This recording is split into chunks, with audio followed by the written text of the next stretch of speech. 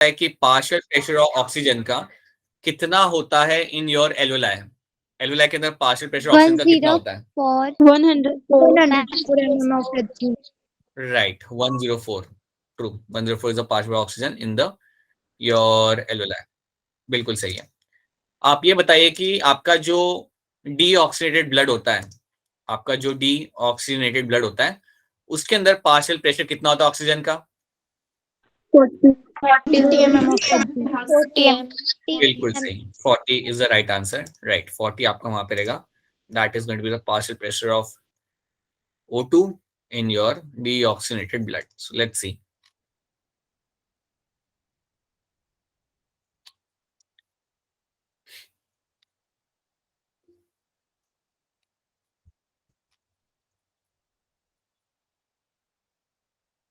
Alright, तो यहाँ पे थे हम लोग और ये हम यहाँ पे देख चुके थे। राइट, तो ये वाला स्लाइड हमने कल देखा था। This is the last slide जो हमने कल देखा था। यहाँ पे हम लोग बात करेंगे कैसे आपका यहाँ पे पार्शियल प्रेशर आपके O2 का डिफरेंट होता है एल्वेलाई से आपके ब्लड कैपिलरी के अंदर, और ये जो डिफरेंस होता है इसी के वजह से आपका ऑक्सीजन मॉलिक्यूल वहां से मूव करके आ पाता है इन योर ब्लड कैपिलरीज। तो आपको ये चीज हमेशा याद रखनी है दैट आपका जो पार्शियल प्रेशर होगा O2 का वो होगा अराउंड 104 एल्वेलाई के अंदर, काफी ज्यादा है।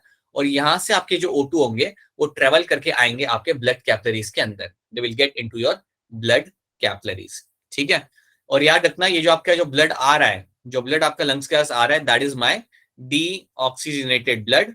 इसका पार्शियल प्रेशर जो है O2 का वो है 40 mmHg, और CO2 यहाँ पे थोड़ा ज्यादा होगा। CO2 जो यहाँ पे होगा वो थोड़ा यहाँ पे ज्यादा होगा। ठीक है, तो CO2 क्या करेगा? CO2 आपका कैपिलरी में से चला जाएगा इनटू द एल्वेलाई, और एल्वेलाई में से O2 आपका आ जाएगा कैपिलरी के अंदर। अब जैसे ही मेरा O2 कैपिलरी के अंदर आ गया, मेरा ब्लड बन जाता है मेरा यहाँ पे ऑक्सीजनेटेड ब्लड। और ये जो मेरा ब्लड है ऑक्सीजनेटेड ब्लड, इसका जो O2 का कंसंट्रेशन है वो है 95 mmHg। याद रखना ये value, it is going to be 95 mmHg। और आपका जो CO2 का जो लेवल होगा यहाँ पे वो कम हो जाएगा, क्योंकि CO2 आप ऑलरेडी भेज चुके हो एल्वेलाई के अंदर। So that value is going to be around 40 mmHg। क्या रखना, ऑक्सीजनेटेड ब्लड के अंदर आपको ये वैल्यू आपको देखने के लिए मिल जाती है। So that is something you have to know.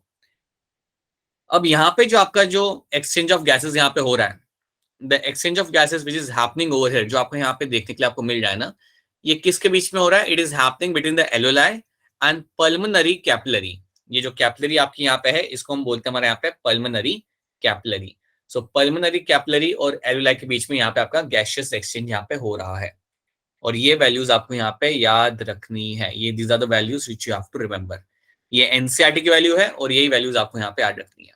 ठीक है, तो नाउ ये सेम पिक्चर हम यहाँ पे देख रहे हैं, सेम पिक्चर है जो हमने वहां पे लिखा था, सेम पिक्चर यहाँ पे लगा के रखा हुआ है। And just to explain you this thing again, कि याद रखना जो एक्सचेंज यहाँ पे हो रहा है, exchange of gases between the alveoli and the pulmonary capillaries यहाँ पे हो रहा है। राइट, ब्लड आपका आ रहा है, ब्लड आपका यहाँ से जा रहा है। जब आपका ब्लड यहाँ से वापस जा रहा होगा, it will become my oxygenated blood. लेकिन जब मेरा ब्लड यहाँ पे आ रहा होता है, that is my deoxygenated blood. और याद रखना आपको कि आपका यहाँ पे O2 का कंसंट्रेशन कितना रहेगा। आप लोग हमेशा याद रखेंगे जो भी आपकी गैसेस यहाँ पे आ रही हैं, जब आपका O2 यहाँ से यहाँ पे आ रहा है, या जब आपका CO2 आपका ब्लड कैपिलरी से जा रहा है एल्वेलाई के अंदर, चाहे कुछ भी हो रहा हो, आपको याद रखना है it is all happening via simple diffusion. This is all happening via diffusion. ये सब जो आपका यहाँ पे हो रहा है, it is all happening via simple diffusion. Diffusion में क्या होता है, your gases move from the higher to lower concentration. वही चीज यहाँ पे होगी। आपका जो CO2 था यहाँ पे थोड़ा ज्यादा था और एल्वेलाई में थोड़ा कम था, तो आपका इजीली यहाँ से आपका मूव करेगा एल्वेलाई के अंदर वाया सिंपल डिफ्यूजन। सिमिलरली आपका जो O2 है वो आपका यहाँ से मूव करके आएगा आपके ब्लड कैपिलरीज के अंदर। That is also happening via simple diffusion. आपका, हाँ जी बेटा, गुड इवनिंग रिया, गुड इवनिंग। लेट हो गए आप थोड़ा।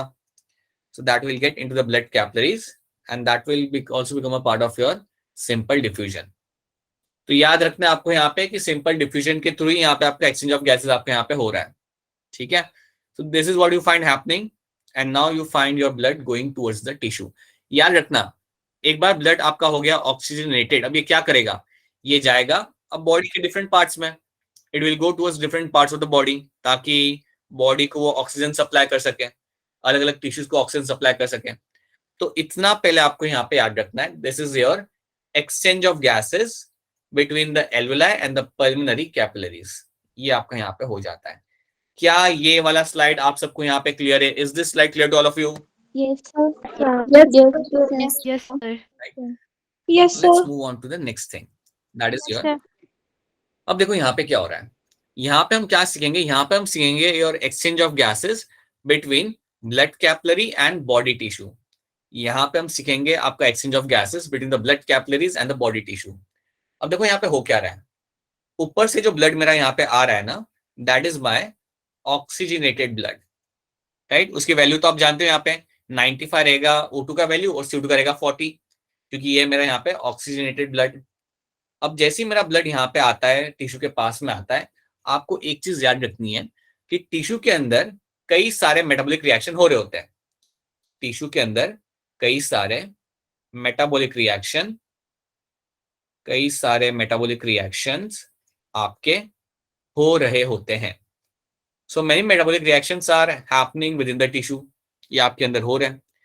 अब ये जो मेटाबॉलिक रिएक्शन आपके यहाँ पे हो रहे होते हैं, इनसे होता क्या है कि यहाँ पे काफी ज्यादा CO2 बनता है। याद रखना, अगर एक टिश्यू है जिसके अंदर कई सारे मेटाबॉलिक रिएक्शन हो रहे हैं, तो यहाँ पे CO2 का अमाउंट रहेगा काफी ज्यादा।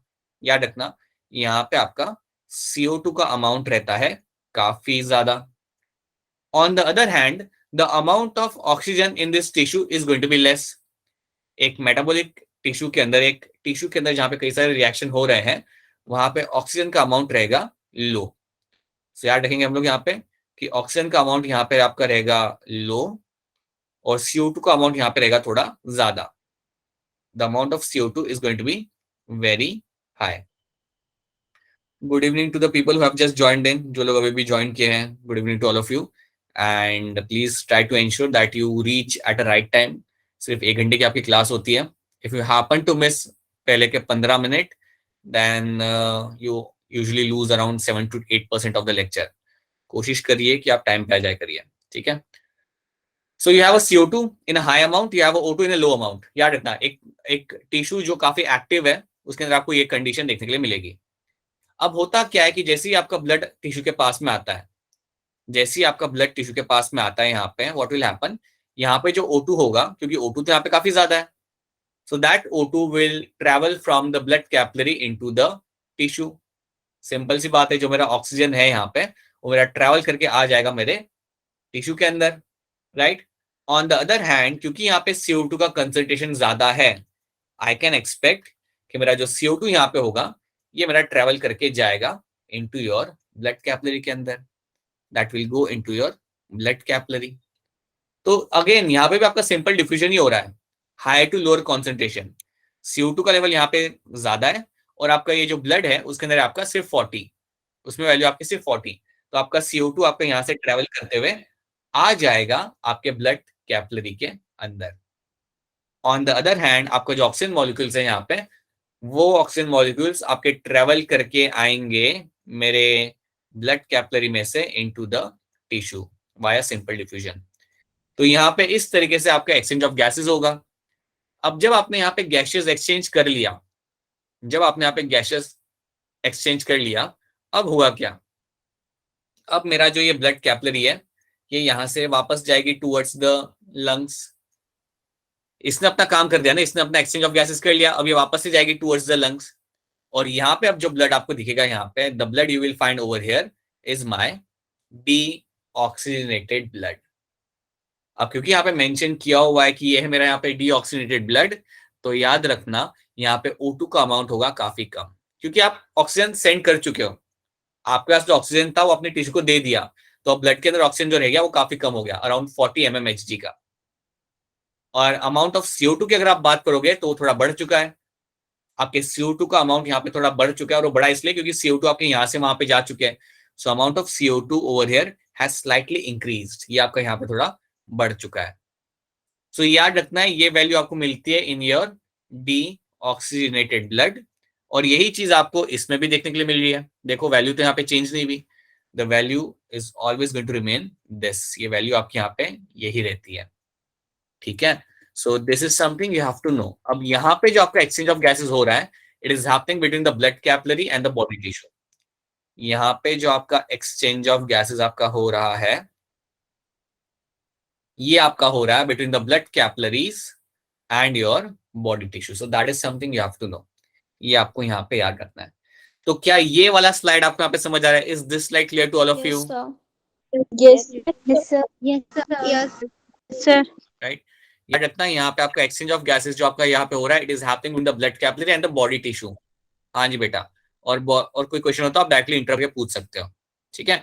याद रखना, एक बॉडी टिश्यू या एक टिश्यू जिसमें आपका कई सारे मेटाबॉलिक रिएक्शन चल रहे हैं, जो नॉर्मली चलते ही है, वहां पे आपको O2 की आपको हमेशा कमी मिलेगी. O2 is going to be slightly less over there, और CO2 का अमाउंट वहां पे आपको ज्यादा मिलेगा.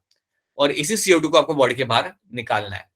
ठीक है. तो CO2 आपका जाएगा टिश्यू से, जाएगा ब्लड कैपिलरी के अंदर, और ब्लड कैपिलरी से O2 आएगा आपके टिश्यू के अंदर. So that is something you have to know. तो ये हो गया आपका यहाँ पे एक्सचेंज ऑफ गैसेस. अब ये जो वैल्यूज है ये आपको मालूम होनी चाहिए, क्योंकि इसके ऊपर बेस वो लोग क्वेश्चन पूछते हैं. उन्होंने आपको जो क्वेश्चन पूछने हैं वो इनके ऊपर बेस आपको क्वेश्चन पूछ लेने हैं, इसलिए these are the values which you have to know. तो इतना आपको यहाँ पे याद रखना है. This is what happens in your exchange of gases. ये आपको यहाँ पे याद रखना है. ठीक है. Now let's try to see few question. फटाफट कुछ क्वेश्चन यहाँ पे देखते हैं and let's move on to the next topic जो बहुत इंपॉर्टेंट है. That is about my oxygen transport and oxygen dissociation curve. वो एक काफी इंपॉर्टेंट टॉपिक हो जाता है, क्योंकि कई सारे क्वेश्चंस उसके ऊपर बन सकते हैं, कई सारे कॉन्सेप्चुअल क्वेश्चंस उसके ऊपर बनते हैं. So that is a topic which you have to understand thoroughly. ठीक है. But before that let's have a look. तो ये तो आप जान चुके हो, ये जो भी मैंने आपको बताया था वो सब यहाँ पे लिखा हुआ है. Right. Now let's have a look over here in terms of your some questions. फटाफट क्वेश्चंस का आंसर करेंगे और हम लोग आगे बढ़ेंगे, क्योंकि बड़े ही सिंपल क्वेश्चन है ये सब. Question number 2, lungs are enclosed in what? A B C D. क्या इसका सही आंसर क्या होगा? यहाँ पे चैट में आंसर कर दो, फटाफट आगे बढ़ते हैं. Let's quickly answer in the chat. Right Parul, Silky, that's true. Only 2 answers. अरे yes yes yes, now I am reading all the answers. True. Pleural membrane बेटा, प्लूरल मेम्ब्रेन. आपकी जो मेम्ब्रेन, डबल मेम्ब्रेन कवरिंग होती है उसे हम बोलते हैं प्लूरल मेम्ब्रेन. उसके अंदर ही आपके लंग्स को रखा जाता है. Question number 3, skin is a accessory organ of respiration in what? Skin एक एसेसरी ऑर्गन है ऑफ रेस्पिरेशन किसके अंदर? फ्रॉग, लिजार्ड, रैबिट या ह्यूमंस? अरे बहुत बढ़िया. Right, very true. Right mega, that's true. ये आपको होगा यहाँ पे फ्रॉग. लिजार्ड नहीं होता, लिजार्ड नहीं होता बेटा. लिजार्ड स्किन से रिस्पायर नहीं करती, फ्रॉग करता है. ठीक है. अच्छा ये बताओ, अगर हमें लिजार्ड काट खाए तो हमें कुछ होता है या नहीं होता? नहीं होता है सर कुछ भी. नहीं होता सर. राइट. ठीक है, कुछ नहीं होता. True. Then you have over here question number 6. Select the correct statement over here. आपको एक स्टेटमेंट्स आप में बताने की, इसमें से कौन सी स्टेटमेंट आपके यहाँ पे सही होगी. तो इसको ध्यान से देखो आप यहाँ पे. Expiration occurs due to external intercostal muscles. पहला ये स्टेटमेंट आपका ये है. ठीक है. आपको सही स्टेटमेंट बताना है यहाँ पे. सही स्टेटमेंट आप लोग को यहाँ पे बताना है. ठीक है. सेकेंड स्टेटमेंट हम देखते हैं. Intra pulmonary pressure is lower than the atmospheric pressure during inspiration. क्या ये सही है या गलत? बताओ मुझे, क्या लग रहा है, ये सही है गलत है? सबने आंसर करना यहाँ पे चालू कर दिया है. पहले मुझे ये तो बताओ, स्टेटमेंट बी सही है गलत है वो बताओ मुझे अनम्यूट करके. Intra pulmonary pressure is lower than the atmospheric pressure during inspiration. Yes sir सही है. सही है. ये ट्रू स्टेटमेंट है. ये ट्रू स्टेटमेंट. देखो यहाँ पे क्या लिखा हुआ है कि लंग्स के जो प्रेशर होता है ना, वो कम होता है ड्यूरिंग इंस्पिरेशन. ये उन्होंने पूछा है कंपेयर टू एटमॉस्फेरिक प्रेशर. ये तो सही कह रहे हैं ना ये लोग. बिल्कुल सही स्टेटमेंट है आपका यहाँ पे. That is a right statement. Okay, that is going to be a right statement over here. तो ये आपका ट्रू स्टेटमेंट है आपका यहाँ पे. अब ए आपने जो टिक किया है, अब इसको मैं समझाता हूँ ये गलत क्यों है. यहाँ पे लिखा हुआ है कि expression occurs due to external intercostal muscle. नहीं, एक्सप्रेशन में आपके जो मसल्स होते हैं ये सिर्फ रिलैक्स करते हैं. एक्सप्रेशन के दौरान दिस मसल्स ओनली रिलैक्स. ये कोई फोर्सफुली कॉन्ट्रैक्ट नहीं कर रहे होते, ये सिर्फ रिलैक्स करते हैं. तो इसलिए ये स्टेटमेंट आपका सही नहीं होगा. That is not going to be true statement. ये आपका फॉल्स हो जाता है. ये चीज समझो. ये जो मसल होते हैं ना, एक्सटर्नल इंटरकोस्टल मसल, ये कॉन्ट्रैक्ट करते हैं ड्यूरिंग इंस्पिरेशन, और एक्सपिरेशन के दौरान ये सिर्फ रिलैक्स करेंगे. और इसलिए ये स्टेटमेंट को मैं यहाँ पे सही नहीं कह सकता।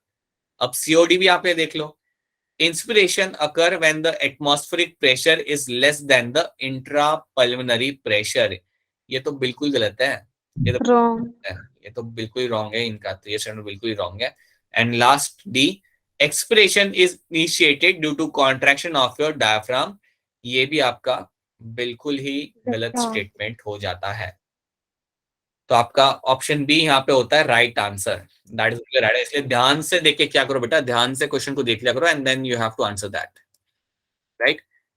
ये वाला देखते हैं, क्वेश्चन नंबर 16 यहाँ पे थोड़ा सा देखते हैं फटाफट। सिंपल क्वेश्चन है, अरेंज करना है आपको, बाहर से लेके अंदर तक का जो एयर का पैसेज होगा यहाँ पे वो आपको अरेंज करना है, राइट।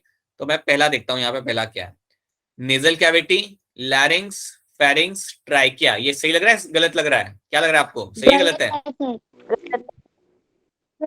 क्यों गलत लग रहा है आपको, ये ऑप्शन है आपको क्यों गलत लग रहा है? सही। नेजल कैविटी के बाद फेरिंग्स आता है। बिल्कुल सही, बहुत बढ़िया, बिल्कुल सही। नेजल कैविटी के बाद आपका फेरिंग्स आता है, लैरिंग्स नहीं आता, इन्होंने लैरिंग्स पहले लिख दिया है। सो दैट्स व्हाई ये तो आपका हो गया गलत, ये तो फॉल्स ही है, ये तो बिल्कुल फॉल्स है।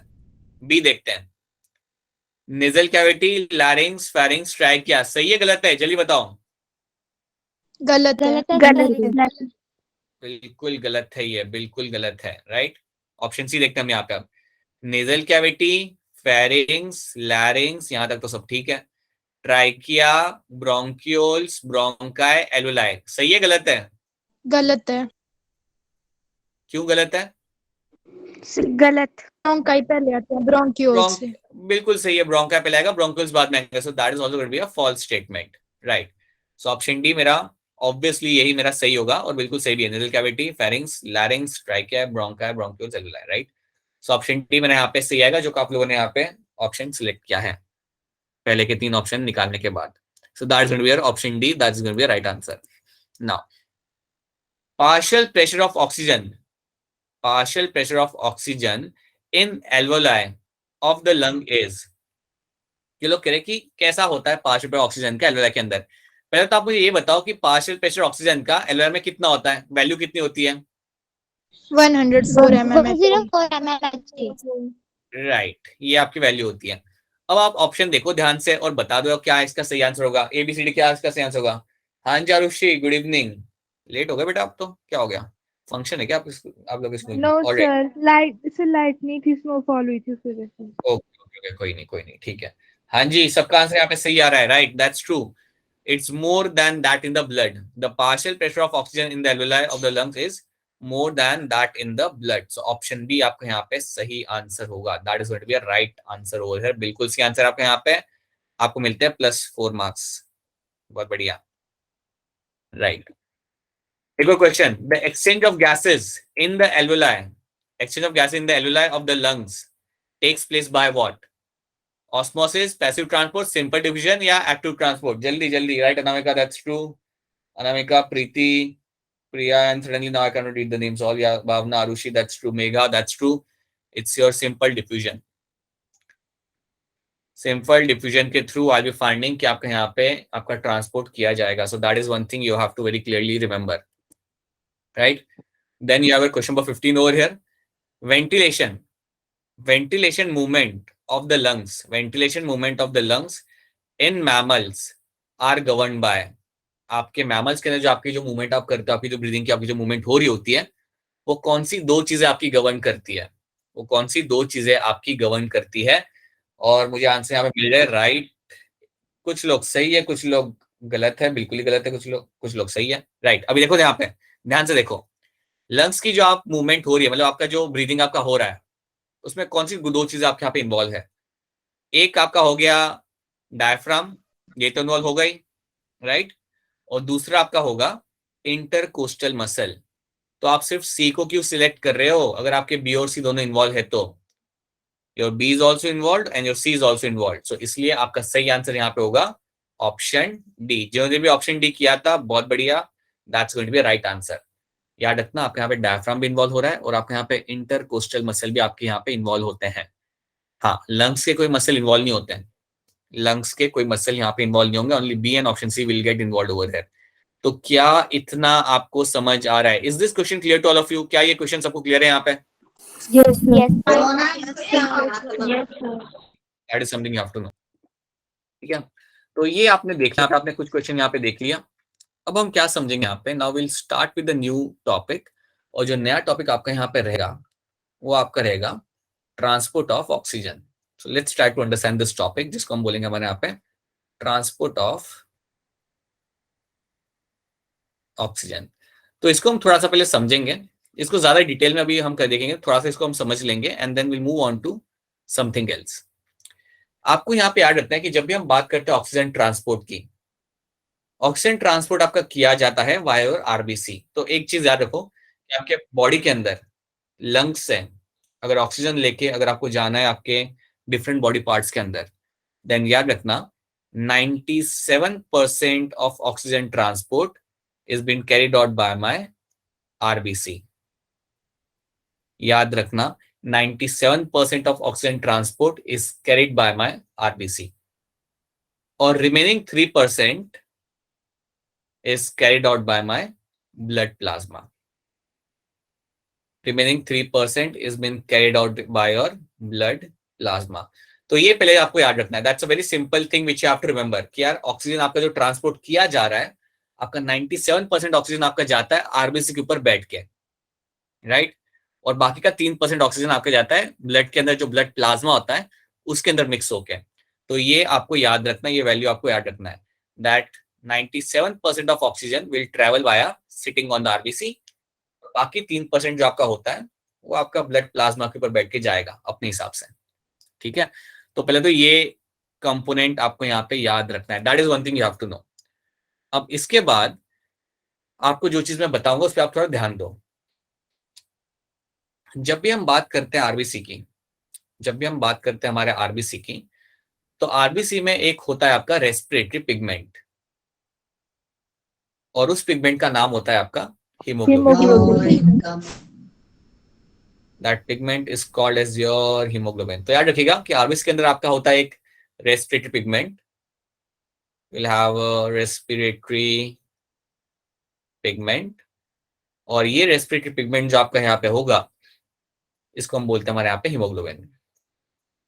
अब मैं आपको एक चीज बताना चाहूंगा कि एक सिंगल आरबीसी के अंदर अगर एक सिंगल आरबीसी आप निकाल लो तो उसके अंदर रफली होते हैं अराउंड 3 मिलियन हीमोग्लोबिन। इसमें मिलेंगे आपको देखने के लिए अराउंड 3 मिलियन हीमोग्लोबिन। सो 3 मिलियन हीमोग्लोबिन आपको मिल जाते हैं एक सिंगल आरबीसी के अंदर। तो याद रखना, एक आरबीसी के अंदर एक ही नहीं होते, बहुत सारे हीमोग्लोबिन आपको उसके अंदर मिल जाएंगे। और हीमोग्लोबिन का काम होता है कि बाइंड करेगा मेरे ऑक्सीजन मॉलिक्यूल के साथ। So that is one thing you have to know, your hemoglobin is always going to bind with the oxygen molecule. That is something you have to understand. तो ये चीज आपको यहाँ पे याद रखनी है हमेशा कि आपका जो हीमोग्लोबिन यहाँ पे होता है ये आपका हमेशा बाइंड करेगा विद द ऑक्सीजन मॉलिक्यूल के साथ। इसको थोड़ा और समझते हैं, इसको थोड़ा सा और हम लोग यहाँ पे समझते हैं कि पहले तो आप याद रखना कि आपका आरबीसी के अंदर आपको मिलेगा haemoglobin, that's your respiratory pigment, और बहुत सारे होते हैं, एक नहीं होते, बहुत सारे होते हैं। That is one thing you have to know. इसके ऊपर बैठ के ही जाता है मेरा ऑक्सीजन डिफरेंट पार्ट्स के अंदर, इसके ऊपर बैठ के मेरा जो ऑक्सीजन होगा वो डिफरेंट पार्ट्स में आपका जाएगा। अब इसको थोड़ा हम समझते हैं ध्यान से। देखो यहाँ पे लेट्स अज्यूम, मैं बनाता हूँ यहाँ पे मेरा एक आरबीसी, अज्यूम करते कि मैं यहाँ पे आपको एक आरबीसी बना के दिखाता हूँ। So let's assume this is a formation of RBC. ये आपका आरबीसी यहाँ पे है। याद रखना एक हीमोग्लोबिन के ऊपर 4 ऑक्सीजन मॉलिक्यूल्स बैठ सकते हैं। ये चीज याद रखना कि एक हीमोग्लोबिन के ऊपर 4 ऑक्सीजन मॉलिक्यूल्स बैठ सकते हैं। तो अज्यूम करो कि एक हीमोग्लोबिन आपका यहाँ पे बना के रखा है मैंने, एक ही बना रहा हूँ फिलहाल क्योंकि 3 मिलियन तो बना नहीं सकता मैं। तो एक हीमोग्लोबिन के ऊपर 4 बाइंडिंग साइट्स होती है, याद रखना। और one haemoglobin will have 4 oxygen binding sites. It will have 4 oxygen binding sites. बड़ी इंपॉर्टेंट इंफॉर्मेशन है ये, आपको याद रखनी है कि एक हीमोग्लोबिन के ऊपर 4 बाइंडिंग साइट है, या ये समझ लो कि एक हीमोग्लोबिन पे 4 ऑक्सीजन बैठ सकते हैं, बस 4 से ज्यादा बैठ नहीं सकते। तो मैं यहाँ पे 4 ऑक्सीजन को बिठा भी देता हूँ। तो यहाँ पे एक बैठेगा मेरा, यहाँ पे एक बैठेगा, then one over here and then one over here, right? So 4 oxygen molecule can sit on a single hemoglobin. That is something you have to know. अब आप लोग मुझे सोच के बताओ जो मैं आपको यहाँ पे पूछने वाला हूं। अगर मैं आपको दिखाता हूं, अगर मैं कहता हूं कि बेटा ये आपका एक आरबीसी है और इस आरबीसी के ऊपर है आपके हीमोग्लोबिन है आपके पास है यहाँ पे आपका हीमोग्लोबिन, जिसके ऊपर मिलेगी आपको 4 बाइंडिंग साइट। इतनी इंफॉर्मेशन तो आपको मालूम ही होगी। अगर मैं आपको कहता हूं कि इसके ऊपर 2 ऑक्सीजन मॉलिक्यूल्स यहाँ पे बैठे हुए हैं, अगर मैं कहता हूं कि इस हीमोग्लोबिन के ऊपर 2 ऑक्सीजन मॉलिक्यूल्स बैठे हुए हैं, तो कितना परसेंट यहाँ पे सीट्स यहाँ पे खाली है, कितनी परसेंट सीट्स यहाँ पे खाली है, 50%. राइट? और कितने परसेंट सीट यहाँ पे भरी हुई है, कितनी परसेंट बाइंडिंग साइट यहाँ पे ऑक्यूपाइड है? 50%. सो मैं लिख सकता हूँ यहाँ पे कि आई कैन से यहाँ पे मुझे मिल रहा है 50% हीमोग्लोबिन सैचुरेशन। आई विल से ये होगा मेरे यहाँ पे 50% हीमोग्लोबिन सैचुरेशन। तो ये चीज मैं यहाँ पे लिखूंगा। मैं वापस ये क्वेश्चन आपसे पूछूंगा, वापस मैं आपसे एक क्वेश्चन पूछना चाहूंगा। लेट्स अज्यूम एक हीमोग्लोबिन है यहाँ पे, राइट? और उसके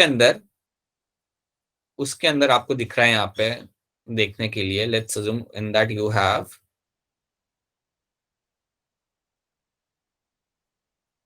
3 ऑक्सीजन मॉलिक्यूल्स यहाँ पे लगे हुए हैं। 75%. आप लोग को बहुत तेज हो क्वेश्चन पूछने के पहले आंसर कर, राइट? तो यहाँ पे मुझे मिल रहा है मेरा यहाँ पे देखने के लिए मेरा 75% haemoglobin saturation. Here I can say 75% haemoglobin saturation I can see over here. बिल्कुल सही, आपका आंसर बिल्कुल सही है। यहाँ पे मुझे 75% हीमोग्लोबिन सैचुरेशन, इसके आसपास मैं एक आरबीसी बनाई देता हूँ, ठीक है? एक और कर लेते हैं, इतने अगर कर ले तो एक और हम यहाँ पे बना लेते हैं। सो अज्यूम दैट एक और यहाँ पे छोटा सा आरबीसी यहाँ पे है और इसमें भी मैं हीमोग्लोबिन बनाता हूँ, इसमें मैं बनाता हूँ मेरा हीमोग्लोबिन और अज्यूम कर लेते हैं कि इसके अंदर आपको मिल रहा है देखने के लिए एक ऑक्सीजन मॉलिक्यूल यहाँ पे बैठा हुआ है और बाकी साइड यहाँ पे खाली है। 25%. यहाँ पे होगा मेरा हीमोग्लोबिन सैचुरेशन। सो यहाँ पे मुझे मिल रहा है मेरा देखने के लिए यहाँ पे 25% haemoglobin saturation will be seen. तो याद रखिएगा कि जब मैं कहता हूँ हीमोग्लोबिन सैचुरेशन वो क्या होता है। सो यहाँ पे आपको मिल रहा है 50%, यहाँ पे आपको मिल रहा है 75%, क्योंकि यहाँ पे 3 जगह ऑक्यूपाइड है, एक फ्री है। So that's why 75% saturation. और यहाँ पे आपको मिल रहा है आपका 25% haemoglobin saturation can be seen, क्योंकि एक ही जगह पे आपका हीमोग्लोबिन ऑक्सीजन बैठा हुआ है, बाकी 3 आपके यहाँ पे खाली है, राइट? और अगर चारों के चारों साइड्स अगर ऑक्यूपाई होती तो इसको मैं क्या बोलता है यहाँ पे, ये कौन सी कंडीशन है मेरे यहाँ पे? 100% हीमोग्लोबिन सैचुरेशन, ठीक है? अब ये चारों चीजें दिखाने का रीजन ये है जस्ट टू एक्सप्लेन क्या होता है मेरा हीमोग्लोबिन सैचुरेशन। प्लीज समझिए यहाँ पे what do you mean by haemoglobin saturation. That is something मैं आपको यहाँ पे बताना चाहता हूँ, इसलिए आपको ये करके दिखा रहा हूँ।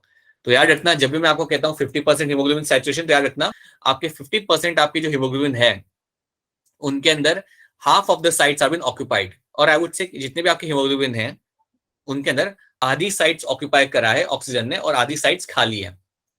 ओके, अगर मैं कहता हूं कि this blood has 25% saturation haemoglobin saturation, that means जो आपके आरबीसी है उसके अंदर जितने भी हीमोग्लोबिन है उनमें सिर्फ एक साइड ऑक्यूपाई करी है ऑक्सीजन ने, बाकी चारों साइड, बाकी 3 साइड वहां पे खाली है।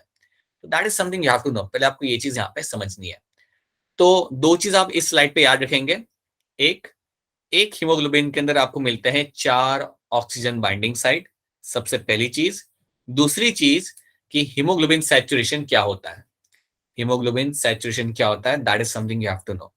तो क्या ये 2 चीजें आपको यहाँ पे क्लियर है? Are this 2 things clear to all of you? Yes, sir. Yes, पक्का? Sir. अगर समझ नहीं आए तो बता देना, मैं रिपीट कर दूंगा। It is very important topic, इसलिए ये काफी जरूरी वाला टॉपिक है, इसलिए अगर समझना है तो पूछ लेना, ठीक है? So this is something you have to no.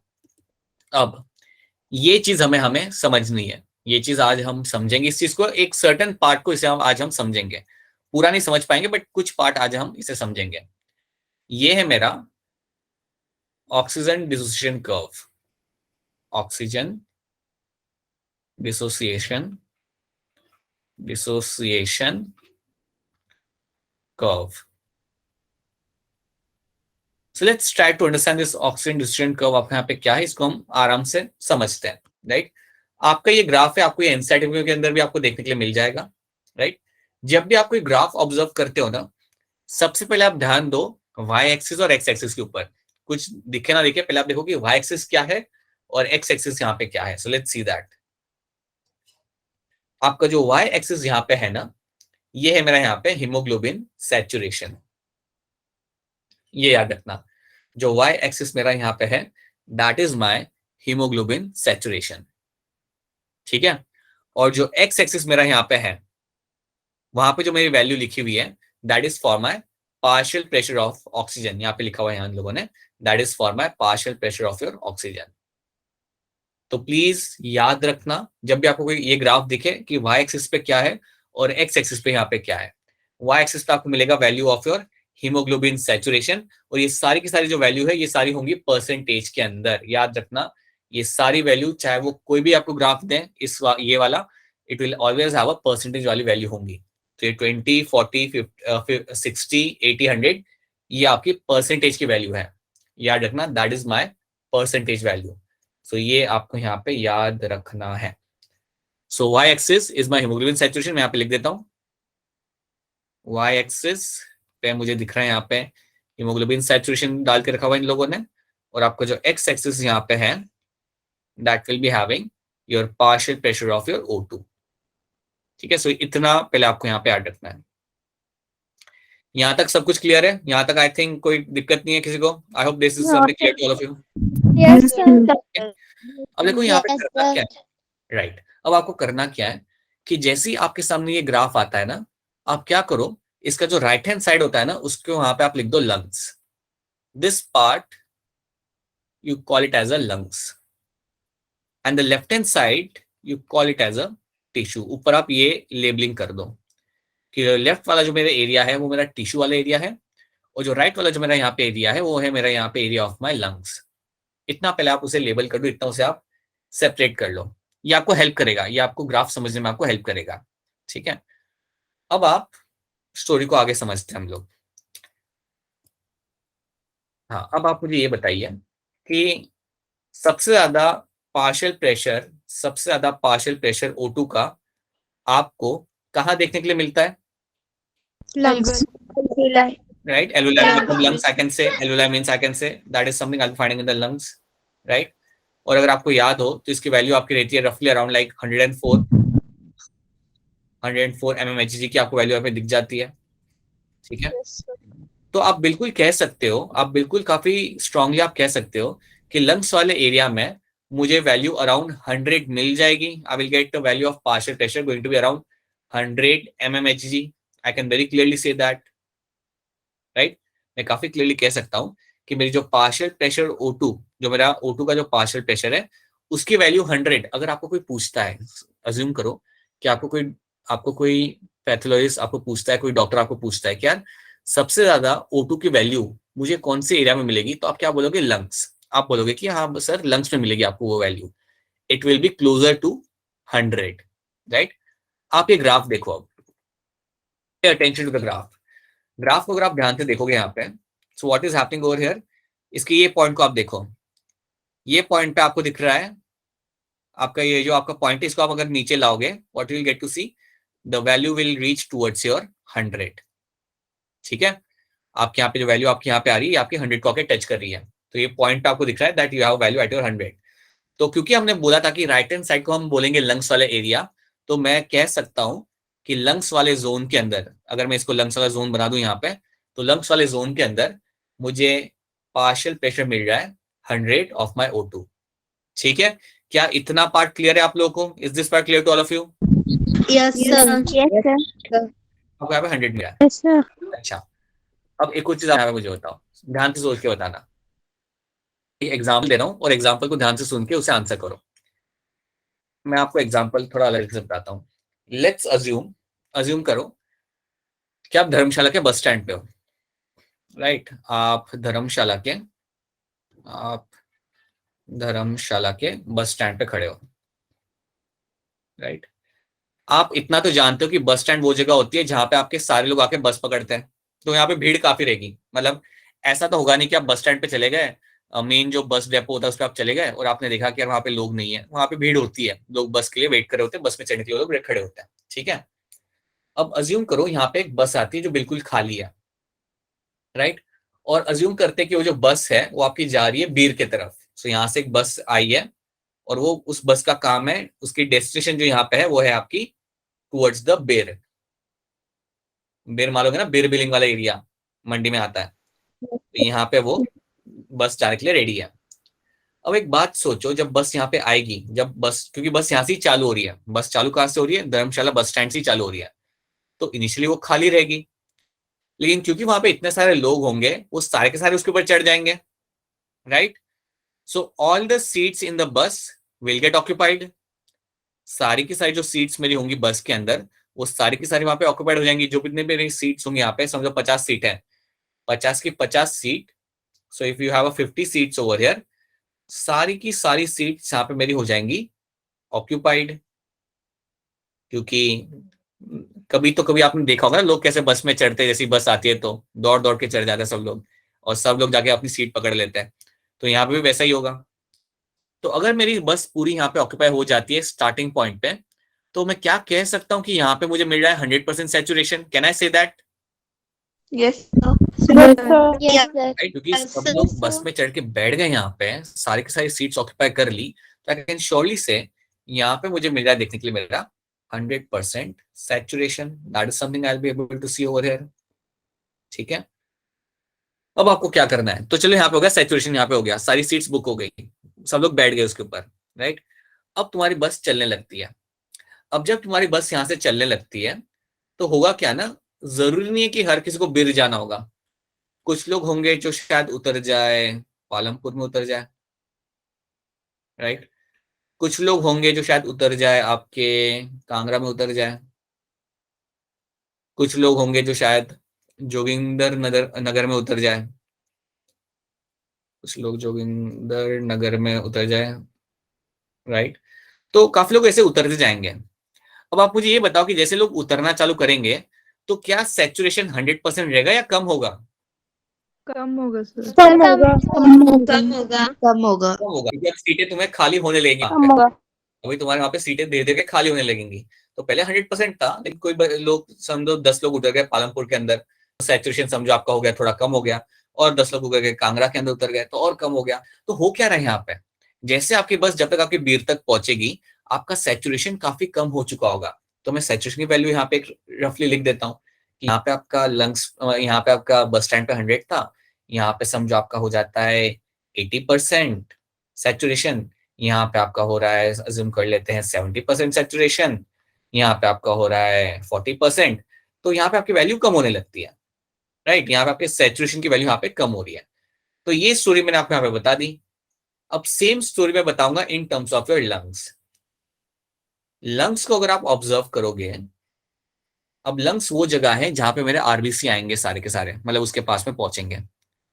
आपको क्या देखने के लिए मिलेगा कि इस एरिया के अंदर मेरे जितने भी ऑक्सीजन होंगे वो मेरे पैसेंजर्स हैं, वो सारे के सारे मेरे आरबीसी के ऊपर बैठ जाएंगे। दे विल कम, क्योंकि वहां पे काफी ज्यादा होंगे मेरे ऑक्सीजन मॉलिक्यूल्स। जैसे यहाँ पे पैसेंजर है धर्मशाला बस स्टैंड पे, तो मेरे सारे ऑक्सीजन मॉलिक्यूल्स जो यहाँ पे होंगे वो आके बैठ जाएंगे मेरे आपके आरबीसी के ऊपर, राइट। और अगर वो सारे के सारे आरबीसी के ऊपर आके बैठ रहे हैं, तो इतना बात तो पक्की है कि ऐसा तो होगा नहीं कि मेरा हीमोग्लोबिन खाली रहेगा। ऐसा तो कभी होगा नहीं कि मेरा हीमोग्लोबिन खाली रहेगा। I will find over here 100% haemoglobin saturation. क्या ये मैं कह सकता हूँ यहाँ पे कि जो मेरे आरबीसी मेरे पहुंचेंगे लंग्स के पास में, सारे के सारे ऑक्सीजन उसके ऊपर आके बैठ जाएंगे। ऑल द हीमोग्लोबिन की जो जो भी उसके ऊपर होंगे, उसके ऊपर मेरे ऑक्सीजन मॉलिक्यूल्स आके बैठ जाएंगे। और इसलिए क्या होगा, यहाँ पे कोई भी सीट खाली नहीं रहेगी। और क्योंकि यहाँ पे कोई भी सीट खाली नहीं है, आई विल से कि लंग्स वाले एरिया में मुझे मिल रहा है 100% हीमोग्लोबिन सैचुरेशन। क्या ये वाला पार्ट आपको यहाँ पे समझ आ रहा है? Is this part clear to all of you? Yes, sir. का Yes, sir. कोई क्वेश्चन हो तो अनम्यूट करके पूछ लो। कोई भी अगर क्वेश्चन आ रहा है, लग रहा है कि समझ नहीं आ रहा, देन अनम्यूट करके पूछ लो। यहाँ पे जो आपके ऑक्सीजन मॉलिक्यूल्स वो आपके पैसेंजर है, आरबीसी जो आपके यहाँ पे आए वो आपके आए यहाँ पे बस, और जो हीमोग्लोबिन है वो आपकी सीट है यहाँ पे। तो ऑब्वियस सी बात है यार कि सारे के सारे ऑक्सीजन मॉलिक्यूल फटाफट चढ़ जाएंगे and they will occupy all the haemoglobin sites, all the binding sites. तो लंग्स वाले एरिया में मुझे मिलेगा देखने के लिए आपको यहाँ पे 100% saturation. That is something you have to know. अब होता क्या है, यहां से जो मेरा अब यहाँ पे जो ब्लड है मेरा यहां से, वो अब आपका जाएगा टुवर्ड्स द टिश्यूज। ये जाएगा आपका टिश्यू तक। यहां से आपका जो ब्लड है वो आपका ट्रेवल करके जाएगा टिश्यू तक। अब सर, सेम मैं- चीज यहाँ, हाँ जी बेटा बोलिए। सर मैं एक वो रही स्क्रीन शो नहीं हो रही। स्क्रीन शो नहीं हो रही बेटा? क्या आप लोग को स्क्रीन दिख रही है या नहीं दिख रही? सर दिख रही है। Sir, दिख रही है. पक्का दिख रहा है? मैं यहाँ पे क्या लिख रहा हूँ? अच्छा बता दो कि मैं यहाँ पे क्या बना रहा हूँ। Sir, house. इधर बना रहा हूँ मैं। दिख रही है बेटा? दिख रही है? मेगा एक बार जस्ट लाइक एयरप्लेन मोड पे डाल के वापस डाल के देखो, you might find it getting fixed, और else quickly log out and log in again, या फिर वो करके देख लो, ठीक है? और अगर लॉग आउट कर रहे हो तो बोल के जाओ कि सर मैं लॉग आउट करूँ, मैं वापस आ रही हूँ, सो आई विल वेट, ठीक है? सो देखो यहाँ पे, अब ध्यान से सुनो, what will be happening over here. देखो यहाँ पे, देखो यहाँ पे, देखो क्या हो रहा है। सी, अब लंग से क्या होगा ना, आपका जो आरबीसीज हैं, राइट, ये आपके टिश्यू की तरफ जाना चालू करेंगे, जैसे आपकी बस यहाँ पे जा रही है। अब सिमिलरली यहाँ पे भी क्या होगा कि कई सारे ऑक्सीजन मॉलिक्यूल्स, अब देखो यहाँ पे है क्या, आरबीसी के ऊपर कई सारे ऑक्सीजन बैठे हुए हैं, मतलब बेसिकली हीमोग्लोबिन के ऊपर कई सारे ऑक्सीजन मॉलिक्यूल्स यहाँ पे बैठे हुए हैं, लेकिन कई सारे ऑक्सीजन मॉलिक्यूल्स आपके बीच में ही रिलीज कर दिए जाएंगे। किसी को हमने यहाँ पे छोड़ दिया, किसी को हमने यहाँ पे छोड़ दिया, किसी को हमने यहाँ पे छोड़ दिया। तो आप ये बताओ कि जब मेरे आरबीसी यहाँ से निकलेंगे या जब मेरे आरबीसी यहाँ पे होंगे, तब होगा आपका 100% सैचुरेशन। लेकिन जब आप जाने लगते हो टिश्यू की तरफ, तो क्या मेरा सैचुरेशन कम होगा या बढ़ेगा? कम होगा। बिल्कुल कम होगा, बिल्कुल ये कम होगा। कम जैसे होगा. जाने लगते हो टिश्यू की तरफ, देन व्हाट विल हैपन कि मेरा हीमोग्लोबिन सैचुरेशन यहाँ पे कम होने लगता है। That is what I will be finding happening over here. तो अगर यहाँ पे 100% है आपका यहाँ पे, देन शायद यहाँ पे आपका हो जाए 80%, यहाँ पे शायद आपका 80% हीमोग्लोबिन सैचुरेशन आपका हो जाए, राइट? फिर यहाँ पे आपका हो जाए, समझो यहाँ पे शायद हो जाए आपका वो 70%, राइट? यहाँ पे आपका हो जाए 40%। आपको याद रखना है कि जैसे जैसे आप टिश्यू के पास जाने लगते हो, आपका हीमोग्लोबिन सैचुरेशन आपका कम होता रहेगा। That will just keep on decreasing, ये हमेशा आपका डिक्रीज होता रहेगा। तो ये आपको एक चीज यहाँ पे समझनी है। तो आप पहले मुझे ये बताओ कि क्या ये स्लाइड पे जो मैं आपको बता रहा हूँ आपको समझ आया या नहीं आया? Is this part clear to all of you और नॉट? यह क्लियर रखना बड़ा जरूरी है। So that is something you have to know. अब हम पीछे आते, ग्राफ को हम एक बार फिर यहाँ पे देखते हैं। अगर तुम ग्राफ को यहाँ पे देखोगे ना, तो ध्यान से देखो, हीमोग्लोबिन सैचुरेशन 100%। अभी मैं पहले यहाँ पे लिख देता हूँ, यहाँ पे लिख देता हूँ, हीमोग्लोबिन सैचुरेशन 100% मुझे कहाँ मिलता है? आप लोग बताओ मुझे कहाँ मिलेगा मुझे हीमोग्लोबिन सैचुरेशन 100%? लंग्स में। Lungs, right? बिल्कुल, लंग्स। तो अगर आप यहाँ पे फोकस करोगे तो देखो यहाँ पे 100 यहाँ पे लिखा हुआ है, 100% यहाँ पे लिखा हुआ है। इसको आप यहाँ इस लाइन को आगे लेके जाओ, so will get to see, इस पॉइंट पे you get to see the 100% saturation. देखो इसलिए मैं इसे डिवाइड करता हूँ दो पार्ट में, या वो लंग्स एंड टिश्यू वाले एरिया को मैं डिवाइड करता हूँ। तो लंग्स वाले एरिया में मुझे मिलता है 100% सैचुरेशन। अब अगर ये कर्व को अगर आप ऑब्जर्व करोगे, जब ये कर्व आपका नीचे जा रहा होता है, जब आपका ये कर्व नीचे जा रहा होता है, क्या दिखेगा आपको यहाँ पे? आपका सैचुरेशन यहाँ पे कम हो रहा है। सी व्हाट इज हैपनिंग, आप जा रहे हो लंग से टिश्यू के पास, आप लंग से टिश्यूज के पास आप जाने लगते हो, और जैसे जैसे आप टिश्यू के पास जाने लगते हो, व्हाट विल हैपन, आपका हीमोग्लोबिन सैचुरेशन कम होने लगता है। याद रखना, आपका हीमोग्लोबिन सैचुरेशन यहाँ पे कम होने लगेगा। और वो इसलिए कम हो रहा है क्योंकि आप O2 को यहाँ पे रिलीज कर रहे हो। आपने एक O2 यहाँ रिलीज किया, एक यहाँ रिलीज किया। तो जैसे जैसे आप जाते हो टिश्यू के पास, you keep on releasing the O2 molecules, you keep on releasing the O2 molecules, और इसलिए आपका हीमोग्लोबिन सैचुरेशन आपका कम होता रहेगा। राइट? क्या ये आपको समझ आ रहा है? Is this part clear to all of you? I think it's now very clear to all of you, I guess. ठीक है, राइट. आप एक और चीज यहाँ पे नोटिस करो, आप एक और चीज यहाँ पे नोटिस करो कि टिश्यू वाले एरिया को अगर आप देखोगे ना, अगर आप टिश्यू वाले एरिया को अगर आप ऑब्जर्व करते हो तो वहां पे पार्शियल प्रेशर ऑक्सीजन का कम होता है. पार्शियल प्रेशर ऑक्सीजन का इस वाले एरिया में कम रहेगा, जबकि पार्शियल प्रेशर ऑक्सीजन का काफी ज्यादा होता है नियर द लंग्स. ये बात सेंस भी करती है. आपने पहले देखा था कि लंग्स वाले एरिया में आपका O2 का अमाउंट काफी ज्यादा होता है, और जितना आप टिश्यू के अंदर जाते हो, टिश्यू तक आप जाते हो, तो आपका पार्शियल प्रेशर ऑक्सीजन का वहां पे होता है कम. So that is also something which is very understandable. ठीक है, वो भी आप समझ सकते हो कि टिश्यू वाले एरिया में पार्शियल प्रेशर ऑक्सीजन का कम होता है, लंग्स एरिया में ज्यादा होता है. और क्योंकि वहां पे कम होता है, इसलिए आप O2 को वहां पे रिलीज करते हो. ये O2 को आप रिलीज क्यों कर रहे हो यहाँ पे? रीजन क्या है O2 को रिलीज करने का? रीजन ये है क्योंकि टिश्यू के पास ऑक्सीजन कम है ना. अब टिश्यू के पास अगर ऑक्सीजन कम है तो आप उसे एक ऑक्सीजन मॉलिक्यूल दे दोगे वहां पे, you will keep on releasing the oxygen molecules. तो वही चीज आप यहाँ पे करते हो. That is the same thing you do over here. So I hope this graph, यहां तक आपको ये वाला ग्राफ यहाँ पे समझ आ रहा है सबको यहाँ पे. I hope this is something clear to all of you. ये बड़ा ही इंपॉर्टेंट है. पहले आप ये ग्राफ को अगर आप समझ लो, देन बाकी से समझना आपके लिए काफी इजी हो जाता है. That is something you have to know, right?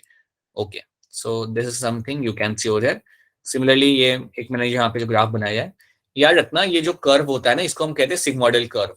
ये जो कर्व आपको दिखेगा यहाँ पे, that is going to be called as my sigmoidal curve. ठीक है, ये जो कर्व आपको यहाँ पे होता है, इसको आप बोलेंगे हमेशा यहाँ पे as a sigmoidal curve. Lungs tissue में आप डिवाइड कर दो, और जैसे आप लंग्स से लेकर टिश्यू तक आप जाना चालू करते हो, आपका सैचुरेशन भी कम होगा और पार्शियल प्रेशर O2 का भी आपका यहाँ पे कम होने लगता है. So that is one thing you have to know, right? और एक बार फिर आपको बता रहा हूँ यहाँ पे, मैं एक बार फिर आपको बता रहा हूँ कि ये O2 रिलीज आपने क्यों किए, क्योंकि उस एरिया में O2 की रिक्वायरमेंट थी, इसलिए आपने उसे रिलीज कर दिया. ओके, तो that is something you have to know. अब मुझे आप ये बताओ, आप लोग सोच के मुझे ये बताओ कि बॉडी में कौन सी कंडीशन के अंदर या किस एक्टिविटी करने के दौरान आपकी बॉडी में you will have a huge requirement of oxygen. आपकी बॉडी में ऑक्सीजन की डिमांड ज्यादा किस कंडीशन में बढ़ सकती है? बताइए. अस्थमा. जब हम ऐसी कौन सी सर, जब फिजिकल हम एक्टिविटी होगी, दौड़ते फिजिकल एक्टिविटी कौन सी करोगे आप जिससे आपकी बॉडी में ऑक्सीजन का डिमांड बढ़ सकता है, कि ऑक्सीजन अब ज्यादा चाहिए?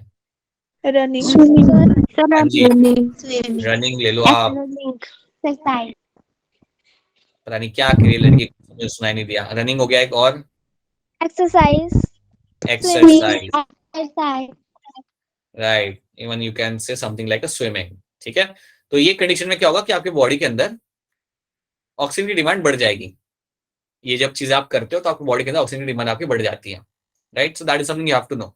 इसको मैं एक सिंगल टर्म यहाँ पे यूज करता हूँ कि let's say when you do a high intensity exercise, when you do a high intensity exercise, तो आपकी बॉडी में क्या होगा वो हम यहाँ पे समझते हैं. जब आप करते हो high intensity exercise, so let's see कि आपकी बॉडी में क्या होता है when you go for a high intensity exercise. अब ये बात को ध्यान से सुनो और ध्यान से समझो कि अगर आपको मैं बोलता हूँ कि बेटा 25 पुशअप्स करके दिखा दो मुझे, तो आपकी बॉडी में क्या होगा? सो आपकी बॉडी में क्या मिलेगा देखने के लिए कि आपकी बॉडी के अंदर amount of CO2 is going to increase. याद रखना, आपके बॉडी के अंदर अमाउंट ऑफ CO2 आपका बढ़ेगा. ठीक है, that's one thing you will find happening over here, right? Second thing, आपके बॉडी के अंदर टेम्परेचर भी बढ़ेगा. आपके बॉडी के अंदर टेम्परेचर भी बढ़ेगा. याद रखना, शायद आपने देखा भी होगा स्कूल में आपका पीटी टीचर आपको ज्यादा एक्सरसाइज कराता है ठंड वाले टाइम में. क्या कहता है, अगर ठंडी लग रही है ज्यादा तो बॉडी हिलाओ या एक्सरसाइज करो, जिससे आपकी बॉडी का टेम्परेचर आपका बढ़ेगा. तो सेम चीज आपकी यहाँ पे भी होगी. तो आपका CO2 का लेवल आपका बढ़ता है जब आप एक्सरसाइज करते हो, तब आपका टेम्परेचर भी आपका बॉडी का बढ़ेगा. ठीक है, इसके साथ साथ इवन आपके H+ आयंस का कंसंट्रेशन भी बॉडी के अंदर बढ़ने लगता है. When you do some kind of high intensity exercise, तो H+ आयंस का कंसंट्रेशन भी आपका बढ़ेगा. अब आप में से मुझे कौन बताएगा कि अगर H+ आयंस बढ़ रहे हैं तो मेरा pH एसिडिक होगा या एल्कलाइन होगा इस कंडीशन के अंदर? बहुत बढ़िया, very good. So I'll find my pH will become slightly acidic or my pH will go down. मैं ये कह सकता हूँ ना that my pH will now go down, will be going down. तो याद रखना, अगर आपके बॉडी के अंदर अगर H+ आयंस का कंसंट्रेशन अगर आपको बढ़ने लगता है ना, ये कैसे बढ़ता है वो तुम आगे समझोगे, अभी बस इतना रखो कि आपका अगर H+ आयंस का कंसंट्रेशन अगर आपका बढ़ता है तो क्या होगा, आपका पीएच नीचे जाएगा, पीएच की जो वैल्यू होगी वो आपकी नीचे जाएगी, that means it will go towards being slightly acidic, right. तो याद रखना, ये पैरामीटर्स आपको याद रखते हैं। This all is happening when you undertake a high intensity exercise. ये चीजें आपकी बॉडी के अंदर होती है। आपका CO2 का लेवल आपका यहाँ पे बढ़ता है, टेम्परेचर का लेवल आपका यहाँ पे बढ़ेगा, राइट, और आपके बॉडी के अंदर H+ आयंस भी बढ़ेंगे, and because of that I will say कि आपका पीएच नीचे जाएगा। So I will say the pH will decrease, your pH is going to decrease. मैं बस चाहता हूं कि आप इतना ही याद रख लो फिलहाल के लिए, ये चीज खत्म नहीं हुई है, but I want all of you to remember this much amount of thing. इतना ही मैं चाहता हूं कि आप लोग यहाँ पे याद रखें, बिकॉज अगर आप इतना याद रख लो थरली, देन बाकी चीजें समझना आपके लिए आसान होगा, ठीक है। सो ये वाला एक स्लाइड आपको याद रखना अच्छे से, स्ट्रांगली रेकमेंड करूंगा कि एक बार सोने के पहले इसे देख जाओ, ये काफी इंपॉर्टेंट टॉपिक होता है, इसके ऊपर काफी अच्छे कॉन्सेप्चुअल क्वेश्चंस आते हैं। सो एक ये स्लाइड आप देख जाओ, अंडरस्टैंड दिस थियरी। ये मैंने धर्मशाला वाली स्टोरी इसलिए बताई थी ताकि आपको एक्सप्लेन कर सकूं व्हाट इज सैचुरेशन 100% और कैसे वो कम होता है, राइट। और वही चीज आपको लंग्स के साथ देखने के लिए, लंग्स से जब आपका ब्लड जा रहा है टुवर्ड्स द टिश्यू, आपका सैचुरेशन वहां पे आपका कम होगा, हीमोग्लोबिन सैचुरेशन आपका वहां पे कम होने लगेगा, ठीक है। That is something you have to know, and these few things you have to know, right. इतना पहले आपको याद रखना है, इसके ऊपर अभी हम और चीजों को बिल्ड करेंगे। So will build few things on this. अगर आपको इतना समझ आ रहा है देन बाकी चीज समझना आपके लिए काफी आसान होगा, right. So is this part clear to all of you? Are this 4 to 5 slides clear to all of you? Yes, sir. Yes. अगर Yes, sir. नहीं आएंगे देन Yes. प्लीज बता दो। अगर इनमें से कोई पार्ट है जो आपको समझ नहीं आया, लग रहा है कि रिपीट हो जाना चाहिए, देन प्लीज बता दो, आई विल डू दैट, ठीक है। एंड विल ऑल्सो हैव, जब इसका मॉर्निंग का सेशन होगा तो उसमें भी आप आके क्लियर कर सकते हो, विच आई लेट यू नो जब होगा तब, ठीक है। So along with that I have given you assignment, एक आपको दिया है, तो अपना टाइम निकालिए। इट वो I think it have around 18 questions. Divyanshi, that I think it's you have 18 questions, right? So please do that, okay? So I can give you another assignment. यहाँ पे इस चैप्टर के अंदर हम असाइनमेंट में थोड़ा पीछे चल रहे हैं, so we have to do all those things ना। तो फटाफट असाइनमेंट कंप्लीट करिए